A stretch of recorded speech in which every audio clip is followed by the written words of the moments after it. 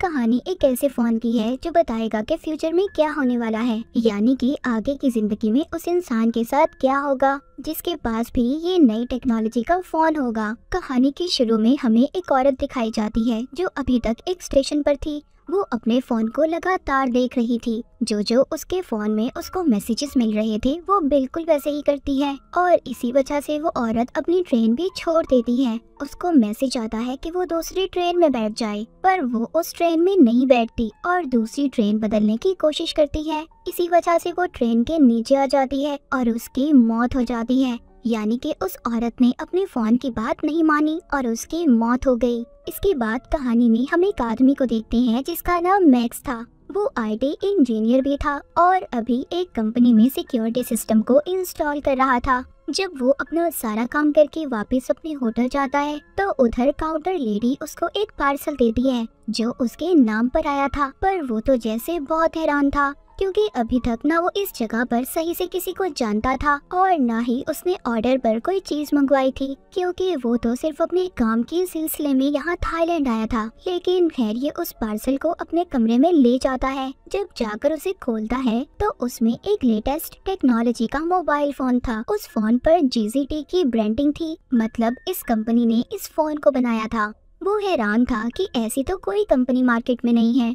खैर कुछ टाइम के बाद उसी मोबाइल फोन पर मैसेज आता है कि उसे आज रात और इसी होटल में रुक जाना चाहिए क्योंकि कल इस होटल में लोगों को खास किस्म का डिस्काउंट दिया जाएगा। मैक्स को ये आइडिया बहुत अच्छा लगता है क्योंकि एक दिन और रुककर वो थाईलैंड घूमना चाहता था, इसीलिए वो एक और रात के लिए कमरा रहने के लिए ले लेता है और अगली सुबह की फ्लाइट को भी वो कैंसिल कर देता है। जब मैक्स यहाँ पर रुककर घूम रहा था, एंजॉय कर रहा था, तभी वो खबर सुनता है कि जिस प्लेन में वो जाने वाला था वो आज के दिन क्रैश हो चुका था, उसका एक्सीडेंट हो गया था। मैक्स ये खबर सुनकर शुक्र करता है कि वो आज वापस नहीं गया और अपने आप को खुशनसीब भी मानता है। अब दोबारा से उसको फोन पर मैसेज आता है कि अगर तुम अमीर होना चाहते हो तो तुम्हें एक स्टॉक को खरीदना होगा, पर वो इस बात पर ध्यान नहीं देता और उस मैसेज को डिलीट कर देता है। पर जब वो अपने कमरे में था तो वो टीवी पर खबर सुनता है जिस स्टॉक को खरीदने का मैसेज उसके पास आया था उसकी कीमत बढ़ गई थी। वो अब सोचता है कि पहले इस फोन की वजह से मेरी जान बची और स्टॉक वाली बात भी बिल्कुल सच थी।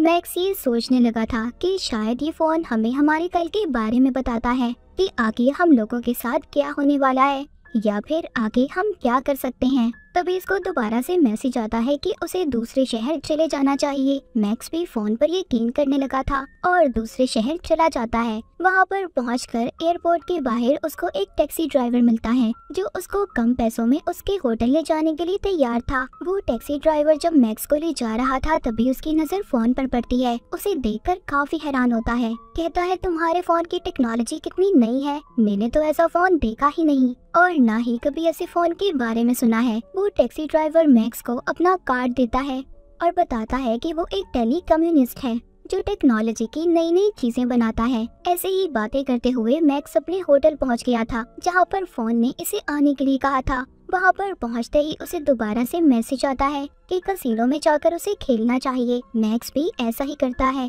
मैक्स को कसीनो के खेल का ज्यादा नहीं पता था, इसलिए वो उस मशीन तक जाता है जिसके बारे में इसे फोन पर मैसेज आया था, पर वहाँ पर पहले ही एक आदमी बैठा खेल रहा था। तभी मैक्स को दोबारा मैसेज आता है कि इस मशीन पर जैकपॉट लगने वाला है। वो अब उस आदमी को उस मशीन पर से हटाने के लिए ढेर सारे पैसे देता है जिससे कि वो इस मशीन से हट जाए और ऐसा ही होता है। तभी मैक्स पहले ही कोशिश में बहुत सारे पैसे जीत जाता है। वहीं पर कसीनो की टीम भी उसे कैमरास में देख रही थी। सब हैरान थे कि इस आदमी को कैसे पता चला कि इस मशीन पर जैकपॉट लगने वाला है, क्योंकि उसने उस मशीन से हटाने के लिए पहले आदमी को पैसे भी दिए थे। मैक्स जीते हुए पैसों से और ज्यादा कार्ड्स खरीद लेता है और दोबारा से खेलता है। इस बार भी वो जीत गया था। अब तो वहाँ की सिक्योरिटी टीम को मैक्स पर पूरा शक था क्योंकि बार बार वो अपने फोन को देखकर खेल रहा था। जब वो कसीनो से जाता है तो वहाँ के सिक्योरिटी गार्ड उसे कहते हैं अगर तुम दोबारा खेलने आओगे तो अपने साथ फोन नहीं लाओगे। उन्हें शक था कि कहीं ना कहीं इसके फोन में कुछ है, इसीलिए मैक्स अब उसी टैक्सी ड्राइवर ड्राइवर को फोन करता है जो इसको एयरपोर्ट के बाहर मिला था। वो उसको कहता है, क्या तुम एक ऐसी डिवाइस मेरे लिए बना सकते हो कि मुझे फोन को देखना ना पड़े और सीधा मैसेज मेरे कान में सुनाई दे। वो टैक्सी ड्राइवर थोड़ा टाइम मांगता है और कहता है, हाँ मैं कोशिश कर सकता हूँ। होटल में जाते हुए मैक्स एक कपल को देखता है जो आपस में लड़ रहे थे। वो उनमें से आदमी को मना करता है तो बदले में वो उसे एक मुक्का मारता है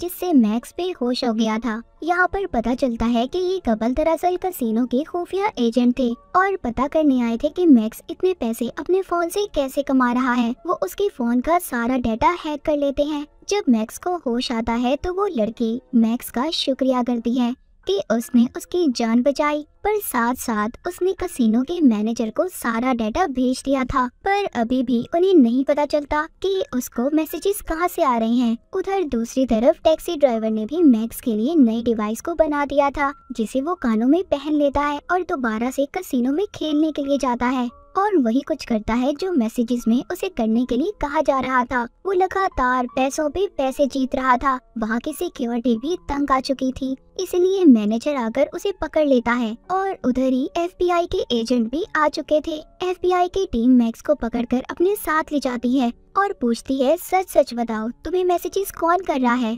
पर इस बारे में मैक्स खुद भी कुछ नहीं जानता था।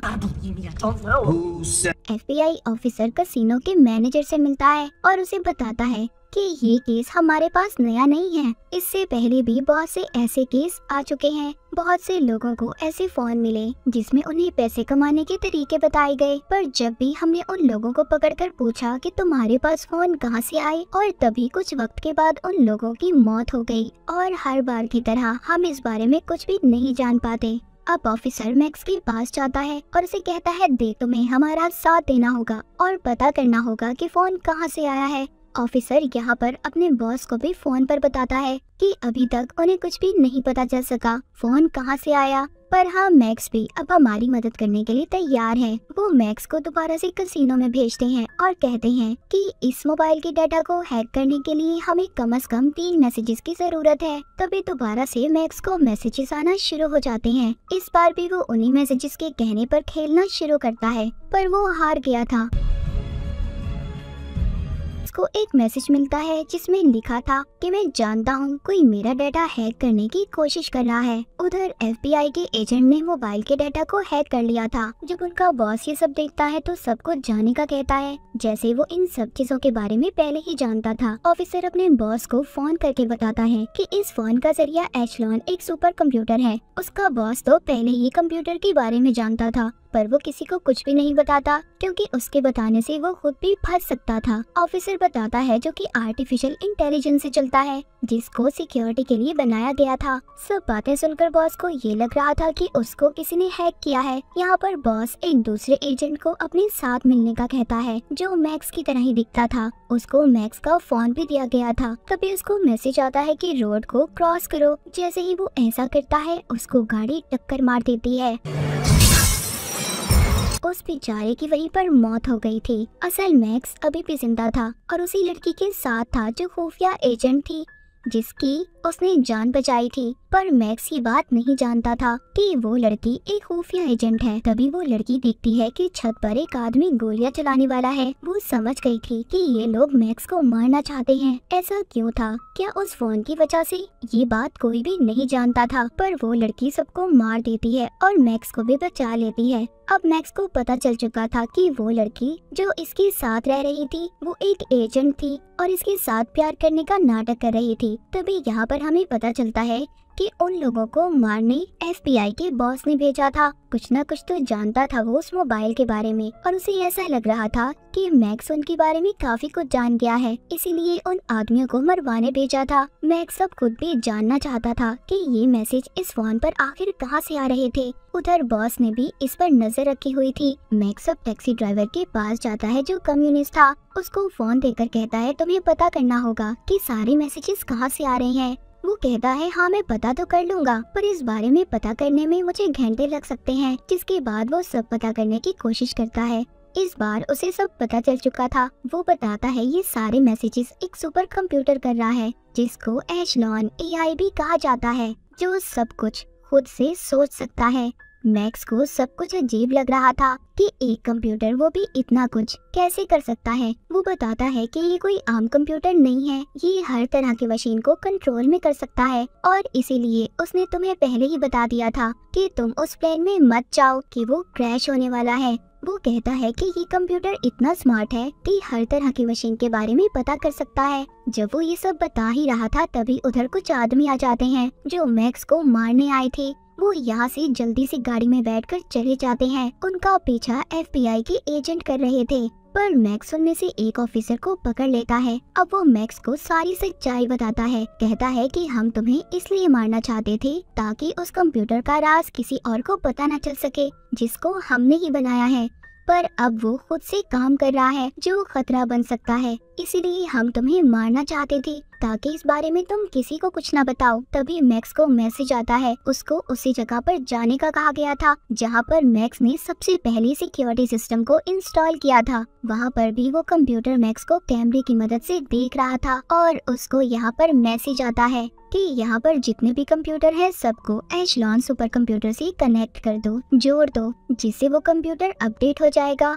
जिसके बाद दुनिया में जितनी भी बनाई गई मशीन है सबके डेटा को कंट्रोल कर सकता है। मैक्स यहाँ पर देखता है कि सभी कंप्यूटर उस एशलॉन मशीन सुपर कंप्यूटर के कंट्रोल में थे। वो रोकने की कोशिश भी करता है पर नहीं कर पाता। हम देखते हैं उधर FBI का ऑफिसर अपने बॉस को बता रहा था, हमें इस एशलॉन मशीन को यही खत्म करना होगा वरना ये सारी दुनिया के साथ साथ इंसानों को भी कंट्रोल करने लगेगी। उधर ही मैक्स सभी कंप्यूटर के सामने बैठा कह रहा था, इस मशीन को बनाने का मकसद ये था कि लोगों को साइबर सिक्योरिटी दे, जैसे टेक्नोलॉजी की दुनिया में गलत काम होते हैं उससे रोक सके, न कि इंसानों को कंट्रोल करे। ये सुनते ही वो मशीन अपने सारे कामों को वहाँ के सभी कंप्यूटर के सामने लाने लगी जो आज तक उसने किए थे और इसी तरह जल्दी जल्दी सारा डाटा खत्म हो जाता है। वो मशीन खुद से ही शट डाउन बंद हो जाती है क्योंकि कंप्यूटर भी समझ चुका था कि वो लोगों के लिए खतरा बनता जा रहा है, इसीलिए वो खुद से ही बंद हो गया था। तभी इधर FBI की टीम आकर मैक्स को गिरफ्तार कर लेती है,